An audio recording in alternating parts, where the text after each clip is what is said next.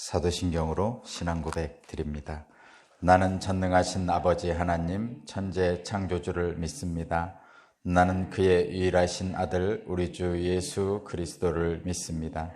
그는 성령으로 잉태되어 동정녀 마리아에게서 나시고 본디오 빌라도에게 고난을 받아 십자가에 못 박혀 죽으시고 장사된 지 사흘 만에 죽은 자 가운데서 다시 살아나셨으며 하늘에 오르시어 전능하신 아버지 하나님 우편에 앉아 계시다가 거기로부터 살아있는 자와 죽은 자를 심판하러 오십니다.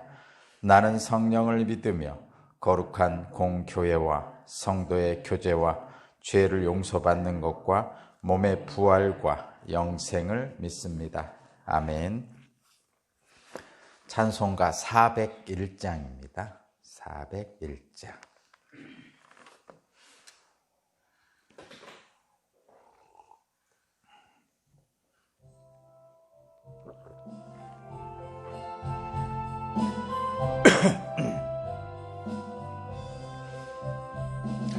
주의 곁에 있을 때 마음이 든든하오니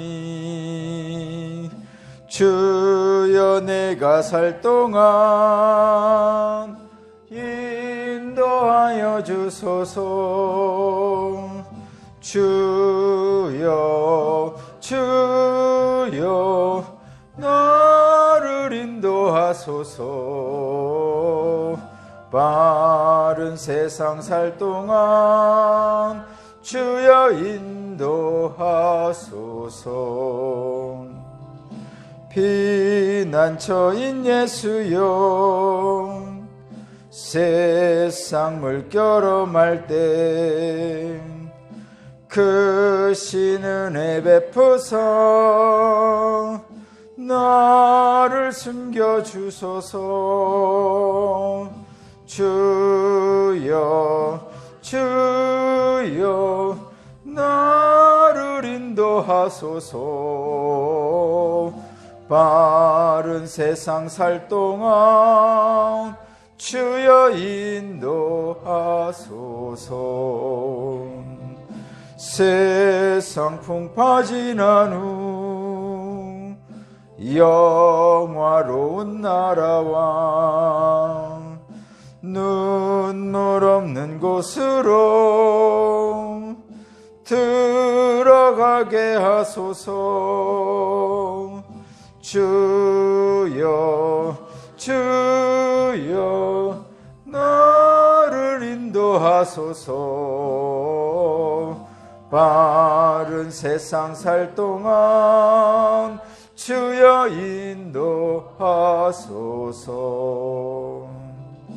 아멘.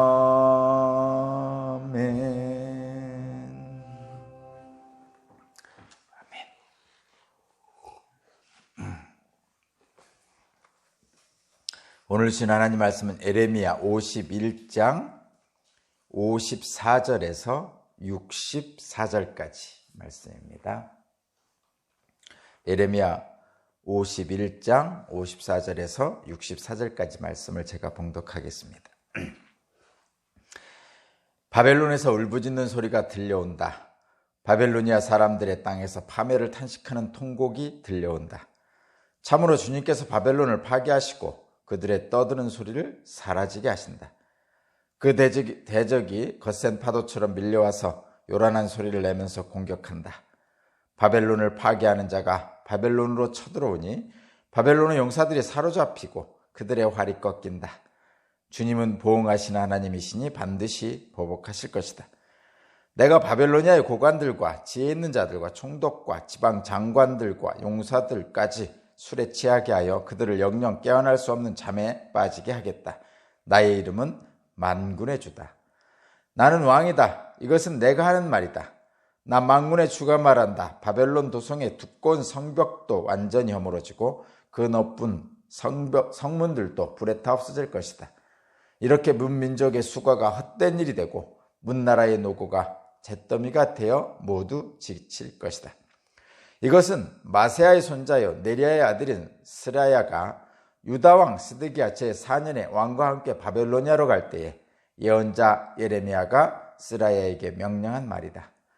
스라야는 왕의 수석 보좌관이었다. 예레미야는 바벨로니아 내릴 모든 재앙, 곧 바벨로니아를 두고 선포한 이 모든 말씀을 한 권의 책으로 기록하였다.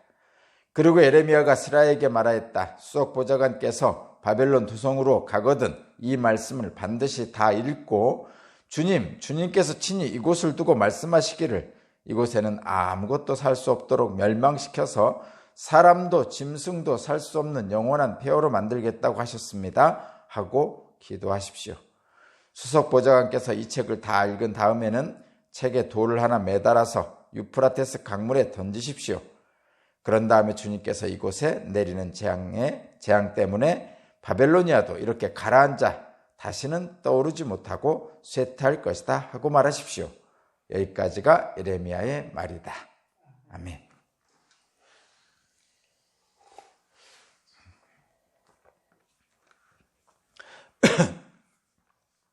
바벨론의 심판에 대해서 말씀을 계속 나누고 있습니다. 바벨론의 심판까지 이르기까지는 맨 먼저는 하나님의 선택한 백성인 유다 백성의 불순종이 있었고, 그것에 대한 하나님의 심판은 다른 열방을 들어서 유다 백성을 징계하시죠. 그리고 뿐만 아니라 다른 모든 열방도 또한 그들의 교만에, 그들의 포악한 행동들에 대한 심판을 하십니다. 마지막이 지금 열방들의 심판 중에 마지막이 지금 바벨론 심판입니다. 오늘 말씀에 분명히 그렇게 말씀하시죠. 나는 만군의 지다 이렇게 말씀하십니다. 저희들은 세상에 살지만 세상에 어떤 왕과 어떤 나라도 만군의 주이신 하나님을 눈을 피하여 살 수 없습니다. 하나님의 통치를 벗어나서 살 수 없습니다. 사실 제가 처음에 이런 만군의 주, 만군의 여호와 이렇게 표현한 말씀을 처음에 접할 때 받아들이기 어려웠습니다. 세상의 현실은 안 그러니까 그렇죠. 그리고 만군의 주, 만군의 여호와, 그러면 모든 나라들의 왕이란 뜻인데, 그럼 뭐야? 유엔인가? 그러니까 모든 나라들이 연합해서 만들어 놓은 유엔. 그러면 유엔의 왕이 있다는 얘기인데, 유엔 사무총장은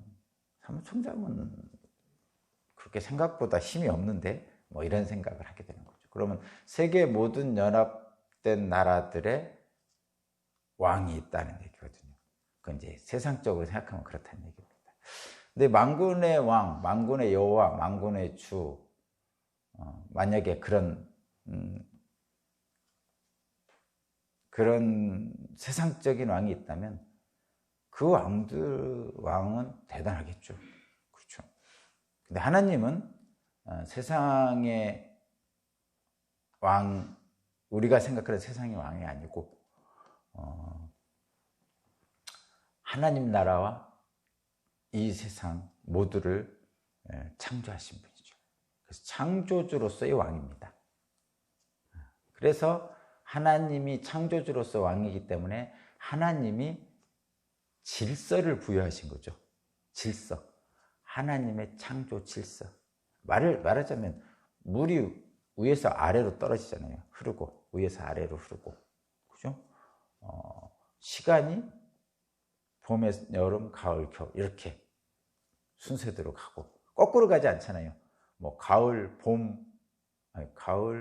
여름, 봄, 겨울 이런 순서로 안 오잖아요. 그죠? 그런 것처럼 봄, 여름, 가을, 겨울 이런 순서로 가도록 하시고, 그다음에 동물을 만드시고 인간을 만드시고 또 남자와 여자를 만드시고 이런 것들의 창조 질서, 우리가 일반적으로 보면서 어떤 의문을 갖지 않는 것들, 당연히 그런 거지 이렇게 생각하는 것들이 하나님이 만든 창조 질서입니다. 물이 위에서 아래로 흐르는 거. 당연한 거죠. 우리들이 뭐 그거에 대해서 의문을 갖지 않잖아요. 그런 것처럼 당연히 그러한 것으로 생각하는 것들에 대한 질서, 그것을 만드시는 분이죠. 그렇기 때문에 그 질서 안에 사는 모든 사람들은 그가 왕이든 누구든 간에 하나님의 섭리에 순종하며 살아야 되는 거죠. 그것이 이 땅에 사는 인간들이 해야 될 일입니다. 그래서 만군의 주라는, 만군의 여호와, 만군의 왕이라는 의미는 여러분들이 그렇게 받아들이시면 좋겠습니다. 저도 처음에는 쉽지 않았어요, 받아들이기. 유엔 사무총장인가? 뭐 유엔의 왕이 있나? 뭐 이런 생각도 해봅니다.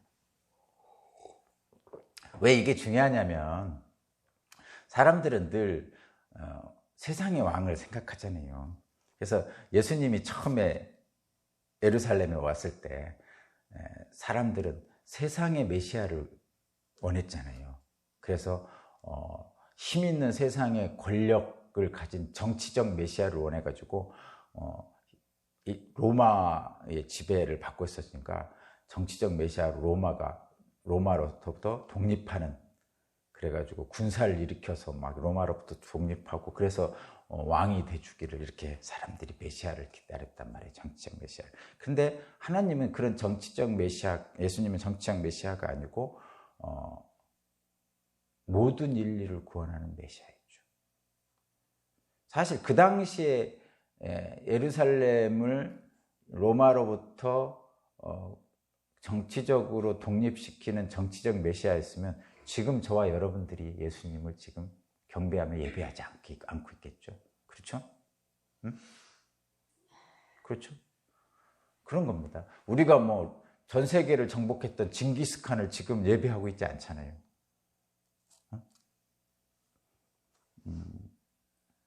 이스라엘의 위대한 왕 다윗 왕을 예배하진 않잖아요. 그죠? 그런데 우리는 지금 예수님을 예배하고 있죠. 그러니까 다른 거죠. 그런 의미에서 여러분 꼭 그걸 이 만군의 여호와 만군의 주라는 말씀에 여러분 잘 분별해서 하시고요.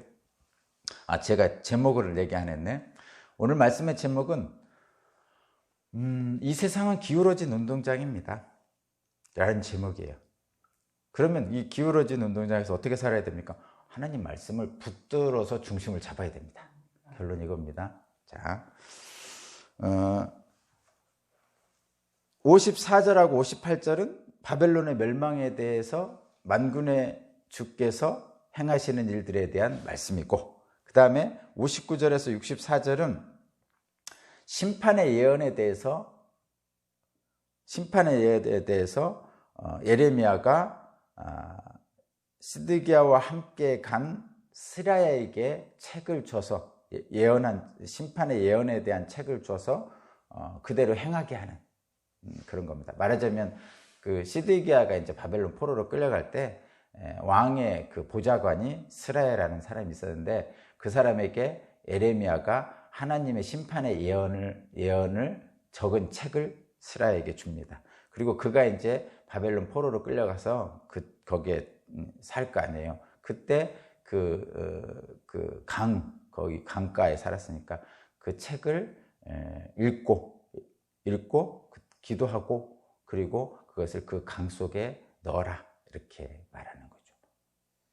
그래서 그 바벨론이 그렇게 심판받아 멸망할 것이다라는 것을 이제 스가랴를 통해서 그 백성들에게 알려주신 겁니다. 그럼으로써 어떻게 하는 거죠? 바벨론 포로로 끌려간 사람들이 하나님을 떠나지 않고 온전한 징계를 받은 다음에 돌아올 기환할 수 있는 희망을 준 거죠. 그런 겁니다. 저와 여러분에게 꼭 그렇게 기억하시고,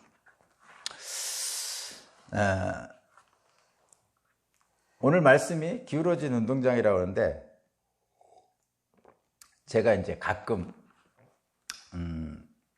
TV를 보면 그 자연 다큐멘터리 같은 것들이 있죠. 그리고 또 동물의 왕국 이런 게 있습니다. 그렇죠? 제가 지금 기울어진 운동장을 설명하려고 그러는 거예요. 동물의 왕국 같은 게 있죠. 근데 동물의 왕국을 보면 뭐 사자도 나오고 호랑이도 나오고 뭐 여러 가지 동물들이 나오는데 참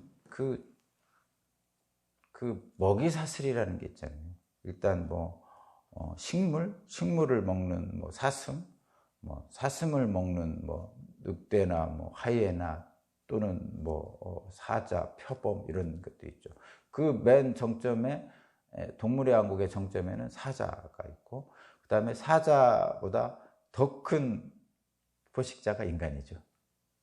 근데 이제 동물의 왕국에서는 인간을 빼고 합니다. 그래서 사자가 있는데 사자와 이제 그 사슴만 놓고 보면 그렇죠. 사자가 이제 사냥을 하잖아요. 그러면 그 눈망울, 그 순진한 눈망울을 갖고 있는 그 사슴을 사냥하잖아요. 좀 어떻게 보면 좀 잔인해 보이기도 하고 어떻게 보면 좀 안쓰러워 보이기도 하고 그래서 저 어렸을 때는 그 사자가 너무 미워서 사자를 막 나쁘다고 막 야단치고 싶은 마음이 생기고 그랬잖아요. 그런데 여러분 잘 보면요 거기엔 질서가 있습니다. 질서. 이런 질서죠. 풀들은 정말 빨리 자라죠. 1년에 한 번씩 쑥쑥 자라잖아요. 몇 달에 한 번씩 쑥 잡초 자라는 거 보세요. 동물들은 좀 늦게 자라죠. 물론 1년 자라는 것도 있지만 1년, 2년, 3년, 5년 뭐 이렇게 사슴 같은 경우는 뭐 10년, 20년 이렇게 자라잖아요. 그리고 숫자도 훨씬 많죠. 식물이 숫자가 훨씬 많고 사슴 숫자가 훨씬 많죠. 새끼들도 한꺼번에 몇 마리씩 낳고 또 자주 낳고 그럽니다. 토끼 새끼 낳는 거 봐요. 막 진짜 우죽순처럼 나잖아요. 근데 사자는 몇 마리 없습니다. 그래서 그 많은 풀들을 사슴이 먹고 사슴은 새끼를 많이 낳고 종족 개체가 많단 말이에요. 사자는 얼마 안 되고 그래서 풀을 아무리 사슴이 뜯어먹어도 풀은 계속 나고 사자가 아무리 사슴을 잡아먹어도 사슴은 없어지지 않습니다. 일단 첫 번째 그렇고 그게 첫 번째 질서고요. 두 번째는 사자는 배고플 때만 잡아먹습니다. 근데 잘 살펴보면요. 사자가 왜 사냥하는가 이유가 거기 동물의 왕국에 가끔 나옵니다. 이유가 대부분이 뭐냐면 새끼를 먹이려고. 사자가 사자 새끼를 먹이려고. 만약에 사자가 사냥을 안 하면 새끼가 굶어 죽습니다. 실제로 사자 새끼가. 그래서 사자가 사냥하는 대부분의 이유가 물론 자기도 먹죠. 그러니까 사자의 사냥을 이런 눈으로 봐야 돼요. 사자가 사냥을 성공하면요 새끼가 살고요. 사냥을 실패하면요 새끼가 죽습니다. 실제로. 동물의 왕국을 자세히 보면 그래요. 그래서 하나님이 그렇게 만드신 거죠. 사자는 잡아먹지 않으면 자기 새끼가 죽든지 사자 자신이 죽습니다. 그래서 사냥을 하는 거예요. 그것이 하나님의 질서예요. 뭐 성경에 가끔 사자가 풀을 먹고 이런 표현이 있잖아요. 그건 상징적으로 표현한 겁니다. 하나님의 질서는 사자는 풀을 먹을 수 없습니다. 각자 생존을 위해서 최선을 다하는 거예요. 그죠? 그리고 각자 생존을 위해서 최선을 다하는 그 모습에 법칙이 있는데 뭐냐? 자기가 죽지 않기 위해서 하는 거예요. 그리고 배불리 먹잖아요. 새끼 먹였잖아요. 더 이상 사냥 안 합니다. 게으른 게 아니에요. 그거는 누구는 게으르다고 그러는데 게으른 게 아닙니다. 게으른 게 아닙니다. 그것이 자연 질서입니다.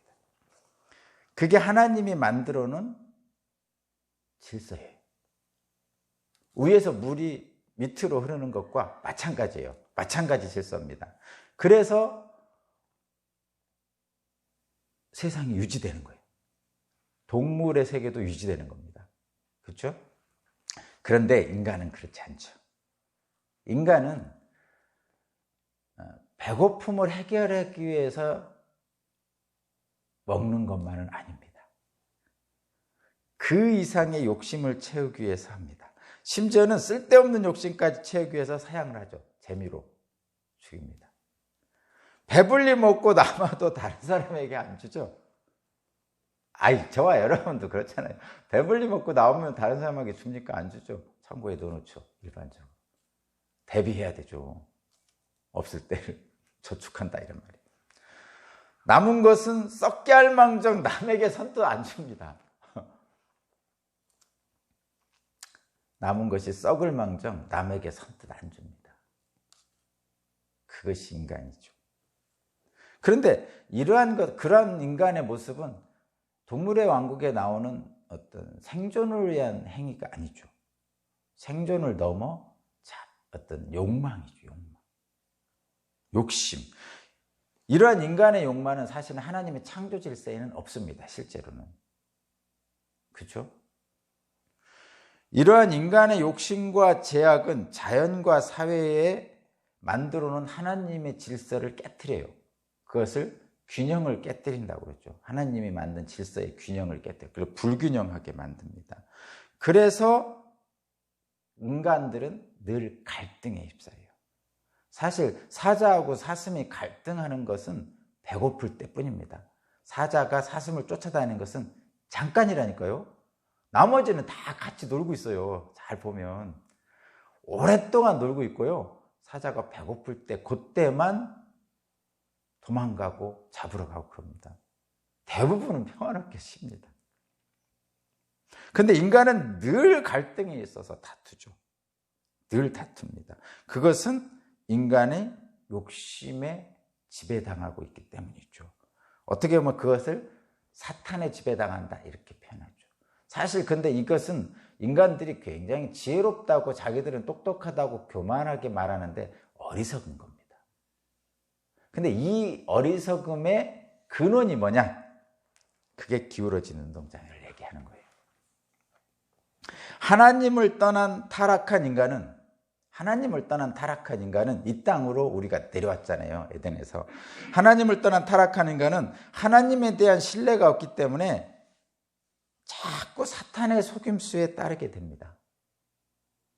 야, 좀 더 자. 좀 더 모아야 돼. 지금은 나눠질 때가 아니야.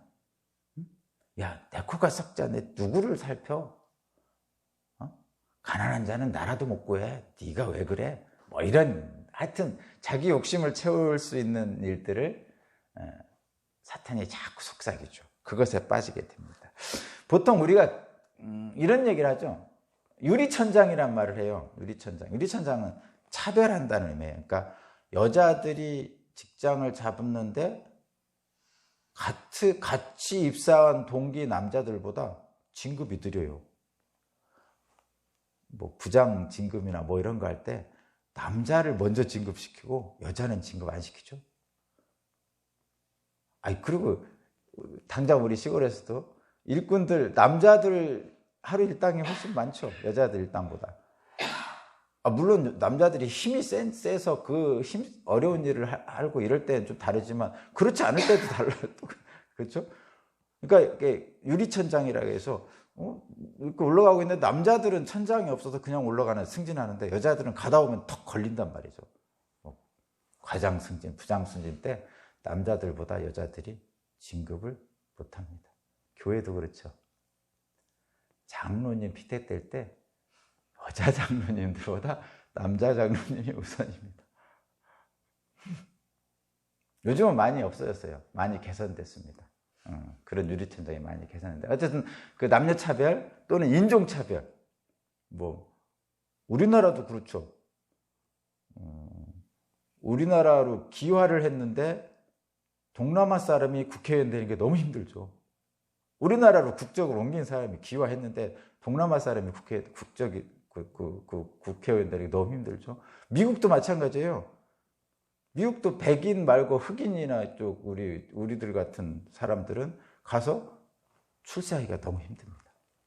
이게 보이지 않는 차별을 얘기하는 게 그 유리천장이에요. 근데 제가 얘기하고 싶은 것은 보이지 않는 차별을 말하는 건 아니고 그거는 기울어진 운동장의 하나의 현상이고 기울어진 운동장은 일반적으로 세상에서 말할 때는 이런 거죠. 출발선이 다른 거예요. 말하자면 엄마 찬스, 아빠 찬스 없는 사람들, 흙수저와 금수저의 차이, 이런 게 있죠. 출발선이 다른 거예요. 아니, 나는 0m에서 100m 달리기 하는데 0m에 출발하는데 출발선이 있는데, 저 사람은 아빠 잘 만나고 엄마 잘 만나가지고 재벌집 아들은 95m에서 출발하잖아. 그래서 그 사람은 5m만 가면 돼. 그럼 100m 꼴이냐. 나는 0m부터 100m를 달려. 그럼 출발선이 다르기 때문에 도저히 이길 수 없죠. 그래서 그거를 기울어진 운동장이라고 보통 세상에서는 얘기합니다. 근데 그건 세상적인 사회학적인 거고, 성경에서 말하는 기울어진 운동장은 그게 아니고요. 지금 말한 유리천장, 지금 말한 세상의 기울어진 운동장, 엄마 찬스, 아빠 찬스, 이런 것들의 근본적인 원인, 성경적 기울어진 운동장은 죄인들이 사는 이 세상 자체가 기울어져 있습니다. 타락한 인간인 죄인들이 사는, 저와 여러분들이 죄인들이 사는 이 세상 자체가 기울어져 있어요. 그런 의미의 기울어진 운동장이에요. 보통 세상에서는 죄를 지으면 죄인이라고 그러잖아요. 그러니까 죄를 지으면, 도둑질하면 도둑놈이 되는 거죠. 근데 성경에서는 뭐라 하냐면, 죄를 지어서 죄인이 아니고 저와 여러분이 이미 죄인이기 때문에 죄를 범하는 거예요. 성경의 기본적인 개념은 그렇습니다. 저와 여러분이 이미 죄인이라서 죄를 범하는 거예요. 범할 수밖에 없는 거죠. 근데 이미 죄인이라는 것은 이런 거예요, 여러분. 에이, 내가 무슨 죄인입니까? 이렇게 처음에 신앙생활 할 때 기독교에 이제 입문하면, 초신자로 입문하면, 죄를 용서해달라고 하나님께 기도하는 모습을 우리가 많이 하잖아요. 그러면 사람들은 보통 뭐냐면, 내가 도둑질한 거, 또는 교통신호 위반한 거, 이런 것들만 죄라고 생각하고, 그런 거 내가 알게 모르게 지은 죄도 이렇게 하면서 죄 용서해달라고 기도하잖아요. 근데 본질적으로는 인간의 죄에, 그런 것도 다 죄죠. 죄라는 건 여러 가지죠. 우리가 말하는 형법상 도둑, 강도, 이런 거 다 죄죠. 형법상 죄. 근데 그것보다 좀 더 밖에 있는 형법상 죄 말고 불효죄, 이런 것도 있죠. 그죠? 불효죄. 그보다 더 큰 범위에 있는 게 이게 이제 성경의 죄란 말이죠. 성경의 죄의 근원은 뭐냐? 하나님을 떠난 겁니다. 하나님을 떠난 게 죄예요. 하나님을 떠났다는 얘기를 여러분 간단하게 생각해 봐요. 에덴 동산에 있는 아담은 하나님을 떠나서 이 땅에 내려온 거죠. 그래서 죄인으로서 사는 거예요. 그러니까 에덴 동산은 평평하고 온전한 운동장, 이 땅은 기울어진 운동장, 이렇게 되는 겁니다. 하나님을 떠난 타락한 인간은 이미 죄 가운데 있기 때문에 죄인이기에 죄를 짓는 것이 그냥 일반적인 거예요. 그래서 동물의 왕국의 사자들처럼 새끼를 살리기 위해서 사냥하는 게 아니고 그냥 사탄의 죄에 빠져서 죄인이기 때문에 하나님의 질서에 어긋난 삶을 사는 거죠. 그것이 일반적이에요. 우리 인간들의 모든 삶이 잘 살펴보면 그렇죠. 제가 동물하고 비교해 놓은 거 그렇잖아요. 그래서 우리 인간들은 죄인들이기 때문에 하나님의 질서에서 이미 벗어나 있어요. 그 하나님의 질서에서 벗어나 있다는 자체가 기울어진 운동장이에요. 그래서 하나님은 이 세상을 조화롭게 만드셨는데 인간이 와서 조화로운 이 세상을 균형을 깨트리는 거죠. 뭐예요? 환경 오염시키잖아요. 환경 오염. 공기도 마음대로, 물도 지금은 마음대로 못 먹잖아요. 옛날에는 진짜 우물물 먹고 시냇물 먹고 그랬잖아요. 환경 오염, 미세먼지, 오늘도 미세먼지 있다고 그러는데 그런 거 상상도 못 해봤잖아요. 하나님의 세상은 그런 거 없어요. 그런 거 없는 균형이 있는 세상인데 인간이 와서, 죄인인 인간이 와서 하나님의 창조 질서를 깨뜨리는 거예요. 불균형하게 만드는 거죠. 그래서 오늘 본문 말씀에 여러분 잘 보세요. 제가 이해할 생각은 유다가 불순종해서 하나님이 심판하셨죠. 그리고 다른 열방들도 불순종해서 하나님이 심판하셨죠. 그리고 마지막에 바벨론까지 심판하시는데 이유가 뭐냐? 이 기울어진 운동장에 사는 인간들이 다 죄인이기 때문이죠. 의인은 없다, 하나도 없다고 하는 거예요. 그럼 어떻게 해야 됩니까?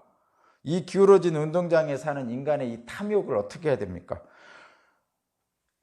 하나님의 질서를 깨는 이 인간들의 탐욕 때문에 늘 갈등이 있고 다툼이 있고 고통받는 세상이 되는 거죠.